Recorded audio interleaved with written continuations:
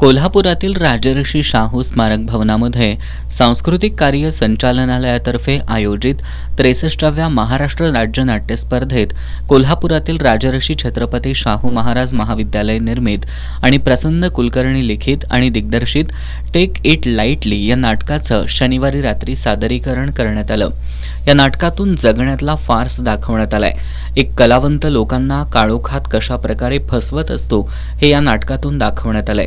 उजेडात साळसूदपणा आणणाऱ्या लोकांचा अंधारातील मुखवट्यांच्या खेळांचा तमाशा लेखक आणि दिग्दर्शक प्रसन्न जी कुलकर्णी यांनी टेक इट लाईटली या नाटकातून दाखवण्याचा प्रयत्न केलाय। पण अंधारातले खेळ सतत आपण आजूबाजूला पाहतच असतो, त्याचे एक रिफ्लेक्शन आहे। आणि आपण समाजात वावरत असताना, दैनंदिन जीवनात वावरत असताना हे अंधारातले आजूबाजूचे जे खेळ आहेत ते जेवढ्या लाईटली आपण घेतो तेवढंच हे नाटक पण लाईटलीच आहे, म्हणून टेक इट लाईटली आहे ते। विशेष म्हणजे या नाटकामध्ये अनेक अमराठी कलाकारांनी काम केलंय। या कलाकारांनी एस न्यूजशी बोलताना नाटकातील आपल्या भूमिकेबद्दल सांगितलंय। माझं कॅरेक्टर आहे बिंदा देशमुख। बिंदा देशमुख हा एक कलाकार असतो, पण त्याला स्वतःच्या कलेची माहिती म्हणजे ही नसती, व्हॅल्यू नसती। आणि मग तो काय करत असतो, स्ट्रगलिंग आर्टिस्ट असतो।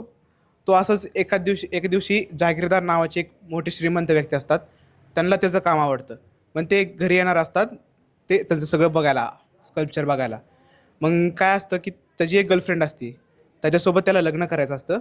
त्यावेळेसच ते ठरवतात की त्यांच्या पप्पांना बोलवायचं आणि त्यांना दाखवायचं की मी एवढा मोठा आर्टिस्ट आहे आणि असं मी करून सगळं बरोबर करायचं होतं। पण हा जो बिंदा आहे ना, तो एकदम ही आहे, कलंदर आहे। म्हणजे एक टाईपमध्ये म्हणलं तर तो असं सारखं असं बदलतो, म्हणजे इकडं वेगळं तिकडं वेगळं असं थोडं थोडं।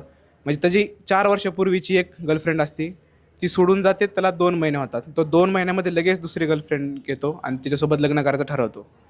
मग त्याचं असं असतं की तो नेहमीच, आता हे ज्यावेळेस होतं सगळं कॅरेक्टर म्हणजे डेव्हलपमेंट होती पुढे ड्रामामध्ये, तोपर्यंत ते का नाही त्याचे सगळे एक जे प्रॉब्लेम्स असतात, म्हणजे हरिहरनचं सामान चोरून आणल्याचं शो करण्यासाठी तो येतो, करिश्मा येते, तर त्यावेळेस ते ॲडजस्ट करण्यासाठी, मॅनेज करण्यासाठी तो एक सारखं युक्ती लढत असतो आणि काय ना काय उगाच आपलं इकडनं असंच ॲडजस्ट करायचा प्रयत्न करत असतो।